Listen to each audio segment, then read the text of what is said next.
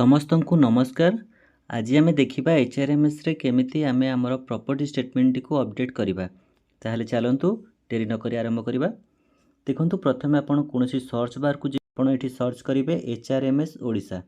ଦେଖନ୍ତୁ ଆମେ ତ ଏସବୁ ବିଷୟରେ ଆଗରୁ ଆଲୋଚନା କରିଛନ୍ତି। ଆପଣ ଏହି ପ୍ରଥମ ଲିଙ୍କଟି ଯେଉଁ ଆସିବ HRMS ଓଡ଼ିଶା ଆପଣ ଏଇଥିରେ କ୍ଲିକ୍ କରିବେ। ଦେଖନ୍ତୁ ମୁଁ କ୍ଲିକ୍ କରୁଛି, ଆସିଛି कि आपण यही समय भितर आपणकर आनुअल प्रॉपर्टी स्टेटमेंट को भरिबा पई देखंतु please submit your annual property statement report for the year 2024 by 31/1/2025। आपण प्रथम मास जनवरी मासर शेष सुधा आपणकर प्रॉपर्टी स्टेटमेंट 2024 रो आपण सबमिट करिया पई नोटिफिकेशन टी आछि। एठी देखंतु गोटे click on the link for details. एठी आपण से जो लिंक रो चिठीटी पाई जिवे गवर्नमेंट तरफ जो चिठीटी होती आपंकर HRMS रे आपंकर प्रॉपर्टी स्टेटमेंट फिलअप करने अपडेट करने आपण वर्तमान कौन करेंगे ना ही HRMS साइड रे आपण आपणकर लॉगिन आईडी देबे। लॉगिन आईडी जगह लॉगिन आईडी देबे, पासवर्ड जगह पासवर्ड देबे। तापर आपणकर जो सिक्यूरिटी कोड रही आपण एठी जहाँ लिखा अछि आपण एही सिक्यूरिटी कोड जगह लिखिदेबे।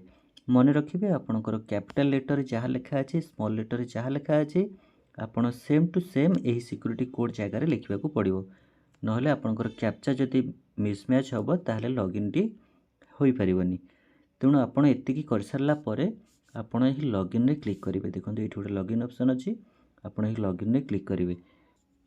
देखो यहाँ पर आपण यही पेज रो गोटे साइड रे देखो गोटे एरो की अच्छी, आपण ये एरो की टी को क्लिक करदेवे। देखो यहाँ को क्लिक कला परे आम आसीजा से ही पेज को जो पेज रे रही आपणकर प्रॉपर्टी स्टेटमेंट। देखो आम वर्तमान देखा प्रॉपर्टी स्टेटमेंट। देखो यही जगार अच्छी आपण यहीटी को क्लिक करेंगे। देखो यहाँ को क्लिक कला परे आम वर्तमान प्रॉपर्टी स्टेटमेंट को देखा। देखो वर्तमान आम 2024 रो प्रॉपर्टी स्टेटमेंट भरिबा। 2022 रे गोटे प्रॉपर्टी स्टेटमेंट दिया होता, 2023 रे भी दिया होता, 2024 रे आम यही वर्ष वर्तमान दबा। देखो मु वर्तमान 2024 रो ऐड करके रखी किंतु सबमिट मारिनी, से नॉट सबमिट लिखा अच्छी। सेटा वर्तमान आपन को देखेबा एडिट करके वर्तमान देखेबी मुझे कौन मारी 2024 रो कौन सबमिट करी। ताले आसंतु वर्तमान आपण यही ऐड न्यू रे क्लिक करंतु। क्लिक कला परे आपण वर्तमान ऐड करेंगे। कौन ऐड करेंगे देखो आपणकर फाइनेंशियल ईयर इनफॉरमेशन लिखा अच्छी, आपण ही तले देखो यहीटा को दबेले ये आसो आपणकर ईयर टी आपण 2024 जेहेतु दौरान आपड़ ये 2024 को क्लिक करिया पड़ो। पे स्लीप रे रही आपण सेठू देखी आपण ये पे स्केल टी दे पारिबे।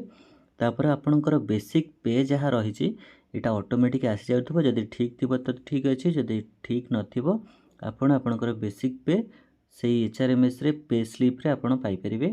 तापर आपणकर ग्रेड पे टी को लिखिदेबे। आपणकर जहाँ भी ग्रेड पे रही आपण लिखिदेबे। फ्रॉम 2 रे आपण कौन करेंगे ना जो फ्रॉम अच्छी ये फ्रॉम जगह आपण जनवरी 1 रु आपणकर डिसेम्बर 31 पर्यंत आपणकर प्रॉपर्टी स्टेटमेंट दौरान। तेणु फ्रॉम जगह आपण जनवरी 1 2024 लिखिबे एवं 2 जगह 31 डिसेम्बर 2024 लिखिबे।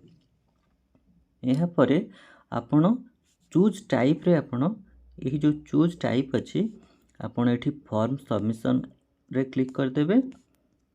एथिरे किछि नुआ ऑप्शन नाही। तापर देखंतु जोटा अच्छे लास्ट कॉपी फ्रॉम। देखंतु से कॉपी फ्रॉम पीरियड आपण सेटा को आपणकर लास्ट टाइम जो देइथिबे प्रॉपर्टी स्टेटमेंट से ईयर रो दे परिबे। आपण से ईयर टा को कॉपी करदेबे। एटा को क्लिक कले आपणकर देखंतु आसुची 2023 आपण सेटा को 2023 लास्ट टाइम रो क्लिक करदेबे। कला परे आपण यही ओके ऑप्शन ने क्लिक करेंगे। ऑप्शन ने क्लिक कला परे आपणकर डाटाटी एनुअल डाटाटी सेव हो 2024 यही डाटाटी आमर सेव हो सेव हो सत्वे भी आमर एपटे लिखाई नॉट सबमिटेड। वर्तमान आम केमिति सबमिट करवा देखो ये साइड लिखाई नॉट सबमिटेड। जेहेतु 2023 आमर सबमिट अच्छी 2022 आमर सबमिट अच्छी किंतु 2024 लिखुचे नॉट सबमिटेड। तेणु आम कौन करवा देखो आपणकर यही जो लाइन अच्छी लाइन रे गोटे गोटे क्लिक कले आपणकर इयर टी सिलेक्ट हो आपण लास्ट 2024 रोटी को सिलेक्ट करेंगे। सिलेक्ट कला परे आपण देखंतु एडिट व्यू आपण एडिट व्यू रे क्लिक करेंगे। एडिट व्यू रे क्लिक कले आपण आपणकर जहाँ सबू प्रॉपर्टी रही आपण जदि चाहिए किसी नुआ ऐड करें जदि आपण न चाहिए ताहले से सेम को ओके करें। देखंतु एटी गोटे सबमिट बटन अच्छी लास्ट रे ओके हो सारा परे आपण सबमिट को मारे ना सबमिट मार सारा परे आपणकर प्रॉपर्टी स्टेटमेंट एडिट हो पार ना। तेणु आपण कौन करेंगे ना पूर्व देखंतु इमूवेबल प्रॉपर्टी अच्छी आ गोटे मूवेबल प्रॉपर्टी अच्छी। आपण मूवेबल प्रॉपर्टी रे आपण आपणकर बाइक रखिपारे इंश्योरेंस रखिपारे कैश रखिपारे। ये जो इमूवेबल प्रॉपर्टी होची आपणकर घर है आपणकर जदि किसी जमी किणी से गुड़िक आपणकर इमूवेबल प्रॉपर्टी जोटा आउ मूवेबल हो पार ना जोटा स्थायी आपड़ सेटा को दे पारे। आउ जोटा मूवेबल प्रॉपर्टी रही आपणकर बैंक बैलेंस आपणकर जदि किसी कैश अच्छी आपणकर बैंक बैलेंस आपणकर गाड़ी है सेगुड़ा सब मूवेबल प्रॉपर्टी रे जीव।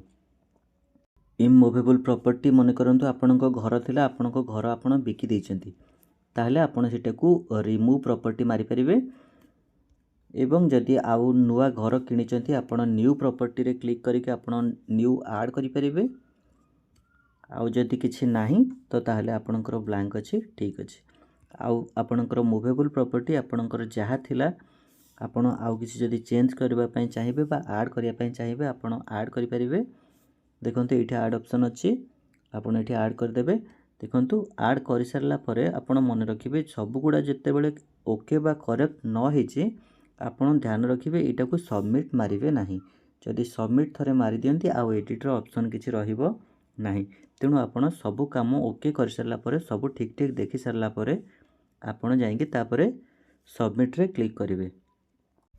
आपण चाहिले मूवेबल प्रॉपर्टी एडिट मध्य करि परिबे। देखंतु केमिति अपडेट करिबा एबे देखंतु आपनकर जो कैश रहितला कैश जो 15,000 रहितला आपण सेटा को किछि चेंज कर देबे। देखंतु चेंज करिया पय आपनकर ऑप्शन अछि एठी एडिट प्रॉपर्टी। देखंतु प्रथमे आपण सेही रोटी को सिलेक्ट करिया पड़िबो। सिलेक्ट करिया पय हेले आपण जो रोटी को चाहुचंती सिलेक्ट करिया पय आपण सेटा को सिलेक्ट करिवे बा टिकेट टच कर देले सेटा सिलेक्ट हे जिवो। आपण एहा पर कोन करिवे ना एडिट प्रॉपर्टी रे जिवे। एडिट प्रॉपर्टी रे गले आपण एही एडिट प्रॉपर्टी रे जिवे। एटा को क्लिक कला परे आपनकर सही रोटी एडिट ऑप्शन आसी जिवो।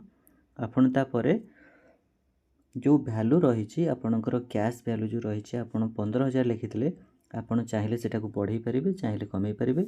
मु सेटा को बढ़ाई दोची 20,000 कर दोची। तेणु एतिकी कर सारिबा परे आपण चाहिले एठी ओके लास्ट देखंतु आपण एटा को डेट भी चेंज करि परिबे। आपण 23 टा को 24 कर नियंतु।